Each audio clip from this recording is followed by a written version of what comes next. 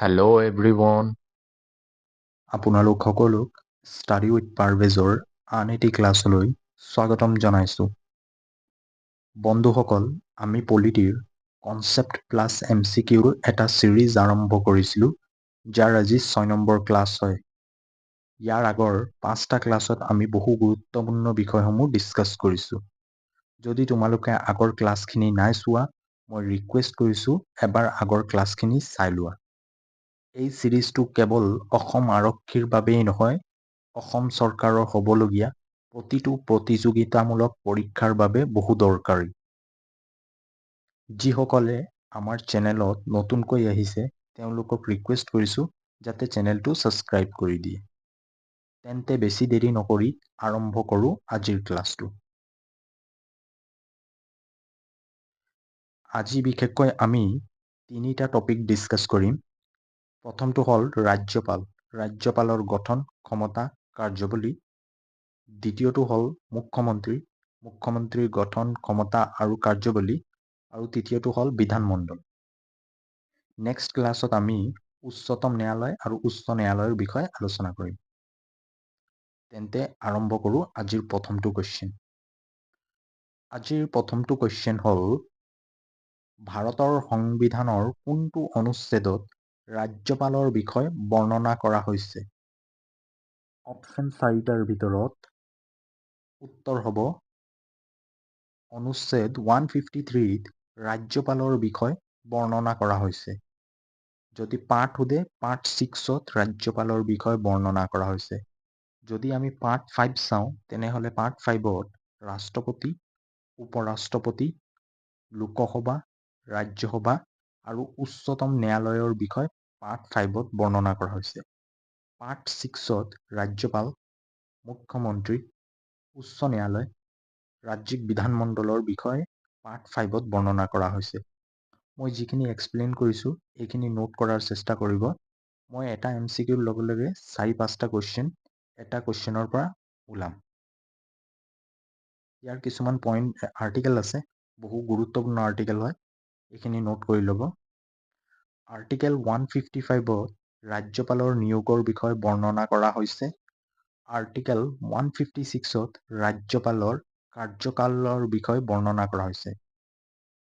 আজিৰ দ্বিতীয়টো কুৱেশ্যন হ'ল, ভাৰতৰ সংবিধানৰ মতে ৰাজ্যিক সাংবিধানিক মুৰব্বী কোন হয়? অপশ্যন 4টাৰ ভিতৰত উত্তৰ হ'ব ৰাজ্যপাল। কেন্দ্ৰত যিদৰে ৰাষ্ট্ৰপতিয়ে ক্ষমতা প্ৰয়োগ কৰে, সেইদৰে এখন ৰাজ্যত ৰাজ্যপালেও ছেইম সকলো ক্ষমতা প্ৰয়োগ কৰা দেখিবলৈ পোৱা যায়। আজিৰ তৃতীয়টো কুৱেশ্যন হ'ল, ৰাজ্যপালক কোনে নিয়োগ কৰে? অপশ্যন 4টাৰ ভিতৰত উত্তৰ হ'ব ৰাষ্ট্ৰপতি। ৰাষ্ট্ৰপতিয়ে ভাৰতৰ প্ৰতিখন ৰাজ্যৰ বাবে ৰাজ্যপালক নিয়োগ কৰে। ৰাজ্যপাল হ'বলৈ হ'লে ন্যূনতম বয়স 35 বছৰ হ'ব লাগিব। ৰাজ্যপালৰ কাৰ্যকাল 5 বছৰ। কিন্তু তেওঁৰ কাৰ্যকাল শেষ হোৱাৰ পূৰ্বে ৰাষ্ট্ৰপতিয়ে তেওঁক সাল সলনি বা তেওঁৰ কাৰ্যকালৰ পৰা অব্যাহতি দিব পাৰে। এই ক্ষমতা ৰাষ্ট্ৰপতিৰ হাতত আছে। এটা কুৱেশ্যনৰ পৰা ইয়াত 3টা কুৱেশ্যন হ'ব। ৰাজ্যপালক কোনে নিয়োগ কৰে? প্ৰথমটো কুৱেশ্যন। দ্বিতীয়টো কুৱেশ্যন হ'ল, এজন ব্যক্তি বা এজন প্ৰাৰ্থী ৰাজ্যপাল হ'বলৈ হ'লে ন্যূনতম বয়স কিমান হয়? 35 বছৰ। আৰু তৃতীয়টো কুৱেশ্যন হ'ব, ৰাজ্যপালৰ কাৰ্যকাল কিমান? ৰাজ্যপালৰ কাৰ্যকাল 5 বছৰ। Next question. পাব্লিক ছাৰ্ভিচ কমিশ্যনৰ অধ্যক্ষক কোনে নিয়োগ কৰে? অপশ্যন 4টাৰ ভিতৰত উত্তৰ হ'ব ৰাজ্যপাল। অসমৰ ক্ষেত্ৰত যদি আমি চাওঁ, APSCৰ অধ্যক্ষক ৰাজ্যপালে নিয়োগ কৰিব। আৰু কেন্দ্ৰৰ ক্ষেত্ৰত যদি আমি চাওঁ, UPSCৰ অধ্যক্ষক কোনে নিয়োগ কৰিব? ৰাষ্ট্ৰপতিয়ে।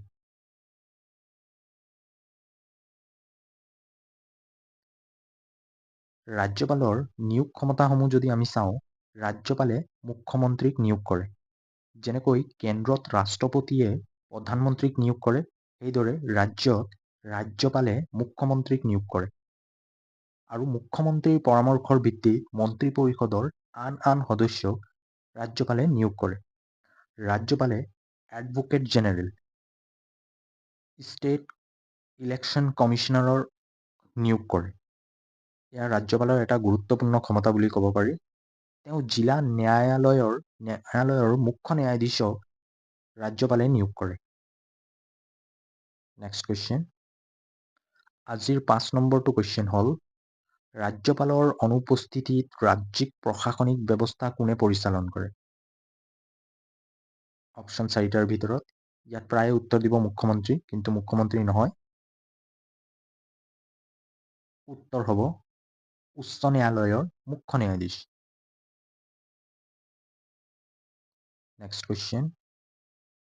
আজিৰ 6 নম্বৰটো কুৱেশ্যন হ'ল, বিধানসভা আৰু বিধান পৰিষদৰ আৰম্ভণি স্থগিত ৰখাৰ অধিকাৰ কাৰ হাতত আছে? অপশ্যন 4টাৰ ভিতৰত উত্তৰ হ'ল ৰাজ্যপালৰ হাতত। কেন্দ্ৰত যিদৰে ৰাষ্ট্ৰপতিয়ে সদনৰ আৰম্ভণি স্থগিত আৰু বাতিল কৰিব পাৰে, সেইদৰে ৰাজ্যৰ ক্ষেত্ৰত বিধানসভা আৰু বিধান পৰিষদৰ আৰম্ভণি আৰু স্থগিত কৰাৰ অধিকাৰ ৰাজ্যপালৰ হাতত আছে। আজিৰ 7 নম্বৰটো কুৱেশ্যন হ'ল, ৰাজ্যপালক শপত বাক্য পাঠ কোনে কৰোৱায়? অপশ্যন 4টাৰ ভিতৰত উত্তৰ হ'ব উচ্চ ন্যায়ালয়ৰ মুখ্য ন্যায়াধীশে ৰাজ্যপালক শপত বাক্য পাঠ কৰায়। যদি ৰাষ্ট্ৰপতিক কোৱা হয় শপত বাক্য কোনে পাঠ কৰায়, তেনেহ'লে হ'ব উচ্চতম ন্যায়ালয়ৰ মুখ্য ন্যায়াধীশ। যিখিনি এক্সপ্লেইন কৰিছোঁ এইখিনি মনত ৰখাৰ চেষ্টা কৰিব।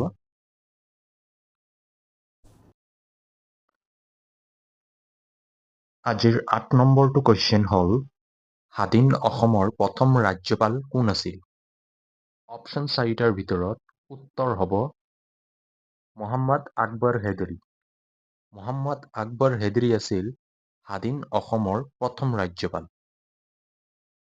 ইয়াৰ কিছুমান গুৰুত্বপূৰ্ণ পইণ্টসমূহ চাই লওঁ। বৰ্তমান অসমৰ ৰাজ্যপাল হ'ল লক্ষ্মণ আচাৰ্য আৰু তেওঁ 28তম অসমৰ ৰাজ্যপাল হয়। তেওঁক 30 জুলাই 2024 চনত অসমৰ ৰাজ্যপাল হিচাপে নিয়োগ কৰা হৈছে। কাৰেণ্ট এফেয়াৰৰ পৰা গুৰুত্বপূৰ্ণ দুটা পইণ্ট হয়, নোট কৰি ল'ব।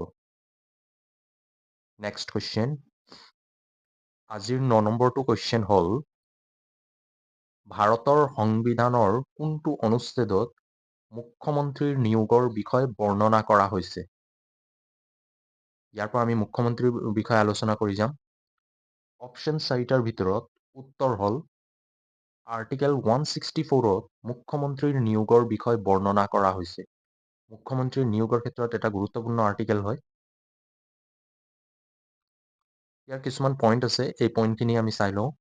এখন ৰাজ্যৰ মুখ্যমন্ত্ৰীক ৰাজ্যপালে নিয়োগ কৰে। কুৱেশ্যন আহিব পাৰে মুখ্যমন্ত্ৰীক কোনে নিয়োগ কৰে? ৰাজ্যপালে নিয়োগ কৰে। আৰু তেওঁ মুখ্যমন্ত্ৰীৰ পৰামৰ্শৰ ভিত্তিত মন্ত্ৰী পৰিষদৰ আন সদস্যক নিয়োগ কৰে। যিদৰে প্ৰধানমন্ত্ৰীৰ পৰামৰ্শৰ ভিত্তিত ৰাষ্ট্ৰপতিয়ে মন্ত্ৰী পৰিষদৰ সদস্যসকলক নিয়োগ কৰে, ছেম ৰাজ্যপালে মুখ্যমন্ত্ৰীৰ পৰামৰ্শৰ ভিত্তিত মন্ত্ৰী পৰিষদৰ সদস্যসকলক নিয়োগ কৰে। মুখ্যমন্ত্ৰীৰ কাৰ্যকাল 5 বছৰ, কিন্তু স্থায়ী নহয়। মুখ্যমন্ত্ৰীক শপত বাক্য পাঠ কৰোৱায় ৰাজ্যপালে। প্ৰধানমন্ত্ৰীক শপত বাক্য পাঠ কৰোৱায় ৰাষ্ট্ৰপতিয়ে, ছেম ৰাজ্যপালে মুখ্যমন্ত্ৰীক শপত বাক্য পাঠ কৰোৱায়। মুখ্যমন্ত্ৰীয়ে পদত্যাগ পত্ৰ ৰাজ্যপালৰ ওচৰত দাখিল কৰে। 4টা পইণ্ট আছে, 4টা কুৱেশ্যন ইয়াৰ পৰা বনিছে, ইম্পৰ্টেণ্ট হয়। Next question. আজিৰ 10 নম্বৰটো কুৱেশ্যন হ'ল, মুখ্যমন্ত্ৰী বিধানসভা নিৰ্বাচনত প্ৰতিদ্বন্দ্বিতা কৰাৰ বাবে ন্যূনতম বয়স কিমান হ'ব লাগিব? অপশ্যন 4টাৰ ভিতৰত উত্তৰ হ'ল 25 বছৰ। Next question. আজিৰ 11 নম্বৰটো কুৱেশ্যন হ'ল, স্বাধীন অসমৰ দ্বিতীয়গৰাকী মুখ্যমন্ত্ৰী কোন আছিল? অপশ্যন 4টাৰ ভিতৰত উত্তৰ হ'ব বিষ্ণুৰাম মেধি। প্ৰথমটোতো আমি সকলোৱে গম পাওঁ, কুৱেশ্যন আহিব পাৰে দ্বিতীয় মুখ্যমন্ত্ৰী কোন আছিল। তাৰে কিছুমান পইণ্ট আছে। বিষ্ণুৰাম মেধিক আইৰণ মেন অফ আছাম নামেৰে জনা যায়। তোমালোকে কমেণ্ট কৰি জনোৱা, আইৰণ মেন অফ ইণ্ডিয়া নামেৰে কাক জনা যায়? অসমৰ তৃতীয়গৰাকী মুখ্যমন্ত্ৰী হ'ল বিমলা প্ৰসাদ চলিহা। অসমৰ 15তম মুখ্যমন্ত্ৰী হ'ল হিমন্ত বিশ্ব শৰ্মা। অসমৰ একমাত্ৰ মহিলা মুখ্যমন্ত্ৰী আছিল Syed Anowara Timur. Important point হয় 4টা, নোট কৰি ল'ব। নেক্সট কুৱেশ্যন, অসমৰ আটাইতকৈ কম দিনৰ বাবে মুখ্যমন্ত্ৰী হিচাপে কাৰ্যনিৰ্বাহ কৰা মুখ্যমন্ত্ৰী কোন আছিল? অপশ্যন 4টাৰ ভিতৰত উত্তৰ হ'ব ভূমিধৰ বৰ্মন। ভূমিধৰ বৰ্মন অসমৰ মুখ্যমন্ত্ৰীসকলৰ ভিতৰত আটাইতকৈ কম দিনৰ বাবে তেওঁ শাসন পৰিচালন কৰিছিল। নেক্সট কুৱেশ্যন, অসমৰ প্ৰথম অকংগ্ৰেছীয় মুখ্যমন্ত্ৰী কোন আছিল? অপশ্যন 4টাৰ ভিতৰত উত্তৰ হ'ব গোলাপ বৰবৰা। তেওঁ আছিল অসমৰ প্ৰথম অকংগ্ৰেছীয় মুখ্যমন্ত্ৰী। যদি কুৱেশ্যনত আহে ভাৰতৰ ক্ষেত্ৰত প্ৰথম অকংগ্ৰেছীয় প্ৰধানমন্ত্ৰী কোন আছিল? আনচাৰ হ'ব Morarji Desai. Next question, next আমি ডিছকাছ কৰিম ৰাজ্যিক বিধানমণ্ডল। ৰাজ্যিক বিধানমণ্ডলক দুটা ভাগত বিভক্ত কৰা হৈছে, ৰাজ্যিক বিধানসভা আৰু ৰাজ্যিক বিধান পৰিষদ। ভাৰতৰ সকলো ৰাজ্যত বিধানসভা আছে, কিন্তু বিধান পৰিষদ সকলো ৰাজ্যত নাই। বিশেষকৈ ভাৰতৰ 6খন ৰাজ্যত বিধান পৰিষদ আছে। বাকী ৰাজ্যসমূহত বিধান পৰিষদ নাই, বিধানসভা দেখিবলৈ পোৱা যায়।